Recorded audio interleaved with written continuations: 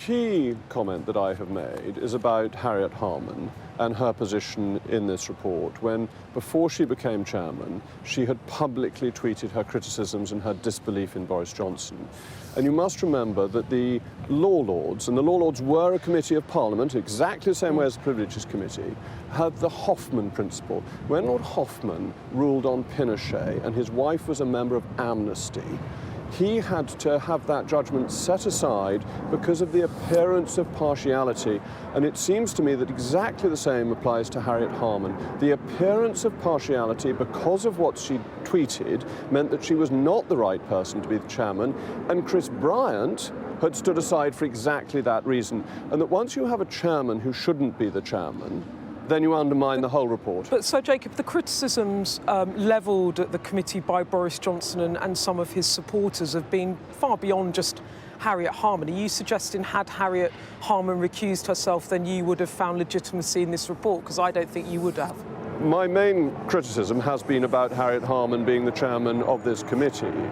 But this is obviously a political event, that the Houses of Parliament, the High Court of Parliament is political. It is fundamentally political, and everybody knows that.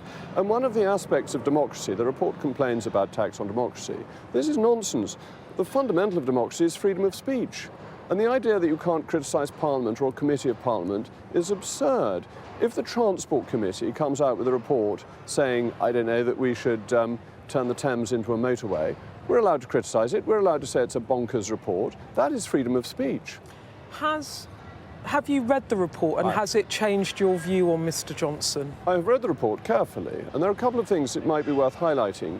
One is that they seem to think they can get into Boris Johnson's mind and find him guilty of misleading because they think they know what he was thinking. So when he goes upstairs, they think that he must have noticed. Well, they have no evidence for that. That's just a supposition. I'd also say that I was leader of the House at the time, and I was briefed for business questions to answer were parties going on.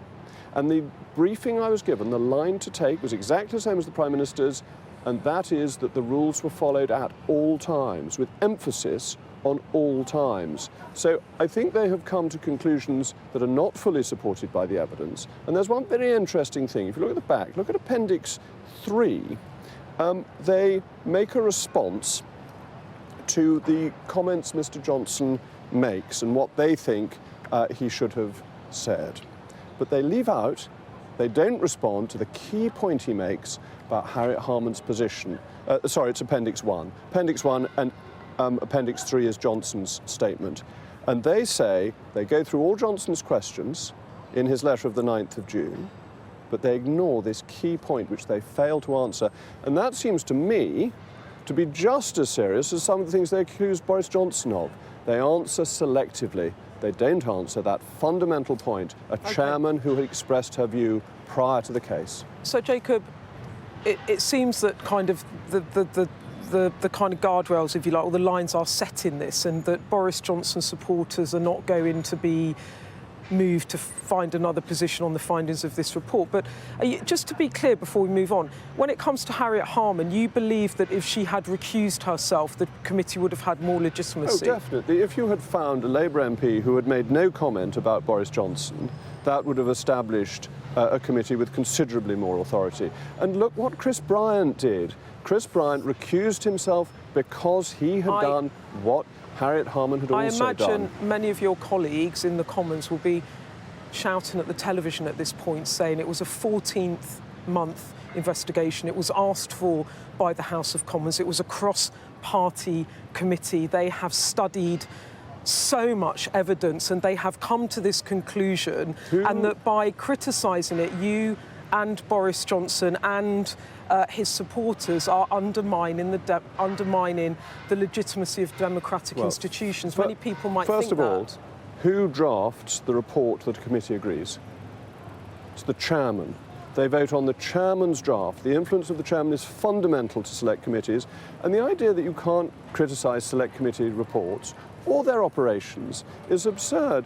The House of Commons used to try and be very precious about its privilege and called John Junior to the bar of the House, and it makes itself look foolish when it is precious about privilege. Let me put it another way to you, Sir Jacob, because you like process.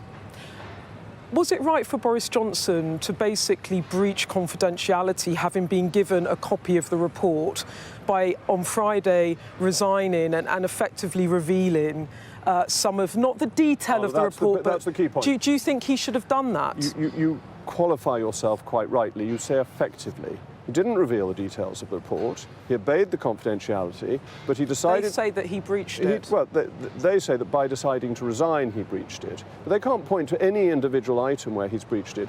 But you've been listening to the radio and to the media, and you will no doubt have heard journalists say sources close to the committee have told them. That is a breach of privilege. If any member of the committee or clerk of the committee has briefed a journalist anonymously, that is a breach of privilege. And I think they should take the mote out of their own eye, the beam out of their own eye, before trying to take the mote out of Boris Johnson's. OK. So, Jacob, it seems to me that the report is out and really the positions were set before the report is out, and it's not really changing the narrative around Boris Johnson. I think there's one thing that's changed, and that this is this 90-day suspension, which is extraordinary. I think it shows that the report is deliberately trying to do damage to Boris Johnson. It is way beyond a judicial sanction. Very few people have got sanctions of this kind for sometimes the most serious offences. He was the Prime Minister, and the committee has found that multiple contempts of Parliament, and he was the Prime Minister. Does that not mean that his sanction should be greater because of the responsibility he bore? For most of the contempts, they find he wasn't Prime Minister. They find most of the contempts about how he responded to them, which I think when you're defending yourself, to say, well, we don't agree with the way you've defended yourself, is a very odd way of proceeding. But no, I think their fundamental judgment is wrong, because I don't think he deliberately misled Parliament, and I think he tried to correct the record when he could, and there's good evidence for that. But I think the 90-day sanction shows more than perhaps the committee would like to show. And what about his pass being revoked? Oh, it was trivial. I mean, that's just so it's like switching off a child's Nintendo 10 minutes early. Well, that would be very serious in my house if I dare do that, to be honest. But just on what happens next, I've got two questions for you.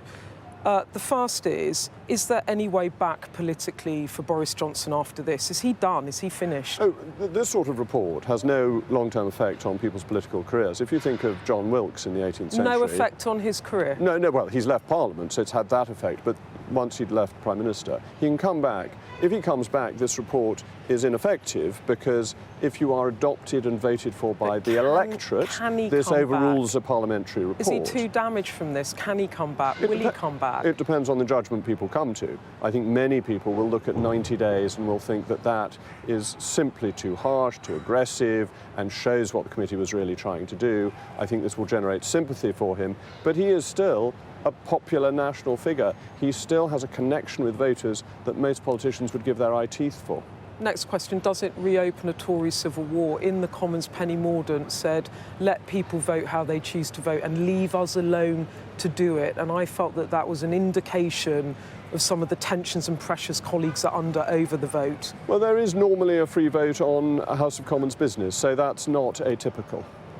But is this opening up divisions again in the Conservative Party over Boris Johnson versus Rishi? I mean, it is, isn't it? Didn't somebody once say we're a nest of singing birds, quoting Dr. Johnson? I think it was Boris Johnson when he was having a massive row with Theresa May over Brexit. I think it was. I remember I was there. Well, I remember him also saying that. But I think nest of singing birds is the line to take. How do you think the vote will go? You will vote against it, presumably. Boris will lose the vote, because you have the whole of the opposition against him. Any opposition would always vote against a previous Prime Minister, but you also have the Boris haters in the Conservative Party. So there are Boris haters in the Conservative Party that will vote against him? Oh, of course there are. How many do you think will vote against him? I have no idea. How damaging will it be for MPs to vote against him and then have to go back and face their constituents or their grassroots? I wouldn't even want to faintly imply that MPs should be influenced by outside factors in how they vote. That, I think, would be a breach of privilege. MPs should always vote as they think right and proper, and never with an eye to how people will react to it.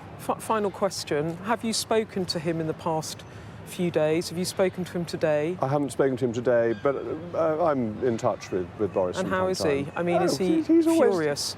well, he's not best Defeated? pleased, but he's definitely not defeated. No. Is this not the knockout blow? Of course it's not. Okay. I mean, you know, the worst thing that happened with this, if it fell on your foot, it might give you a bruise, but no more than that.